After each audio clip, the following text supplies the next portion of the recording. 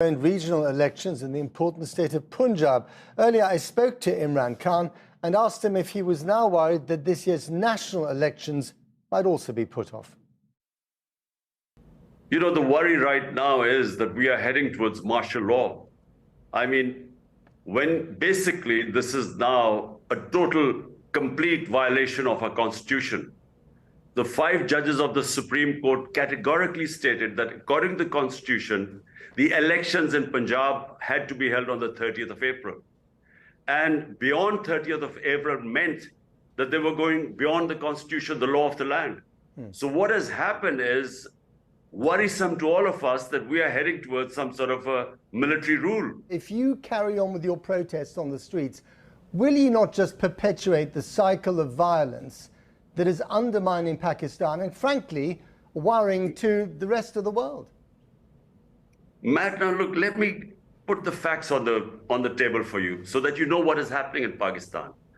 When we were removed, not once did I do any demonstration that was beyond what the constitution allows me. Like, for instance, in France, there are protests on pensions. So my constitution allows me to hold rallies and put our point of view forward to the people.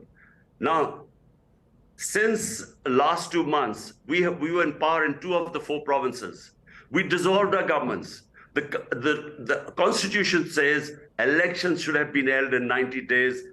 And the Supreme Court then passed a ruling that on 30th of April, they should be held, elections should be held. We didn't do anything outside the law. We dissolved our governments to hold the elections on the 30th of April.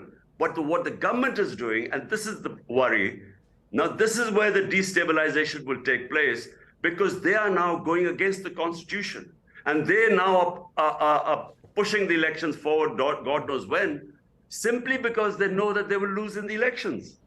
Okay, so Pakistan is a nuclear-armed power on the verge of bankruptcy, sitting on a geopolitical fault line, a very dangerous one. What are you doing, what are you personally doing to make the world lose less sleep right now?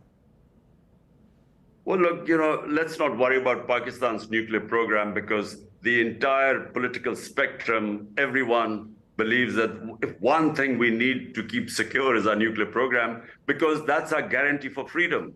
Because we have a neighbor 7 times the size of Pakistan, and clearly the 3 wars fought, and we just feel that, you know, we need that security of this nuclear cover. Pakistan has an enormous amount of influence on events in neighboring Afghanistan. Would you say to the Taliban running Afghanistan today to let the girls go to school? Look, Matt, look, Afghanistan has and Pakistan have a boundary border of 2,500 kilometers. No, I'm talking about schools here, specific. I don't want to geography lesson. I am answering the question. What about schools? Will you tell them to let the girls go to school? Because I know the Afghan character much more than anyone there, especially in the Western countries. They do not like to be told what to do. Let me just say, if the Western countries want to influence Afghanistan, this current government, they must mainstream them. I kept telling them that, look, engage them. Get them involved in the mainstream. If you isolate them, what influence are you going to have on them? So if you mainstream, then let them have a stake. So then talk about human rights. Right now, you push them in an isolation. The money is frozen. And why would they listen to anyone? So my advice is that, you know, get them involved. Give them a stake in the international community, so that when you tell them to have girls educated, you know, they will listen to you. Right now, they are not.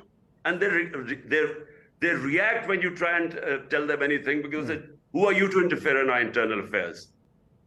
Okay, we're going to leave it there. Imran Khan, thank you very much for talking to us. Thank you, Matt.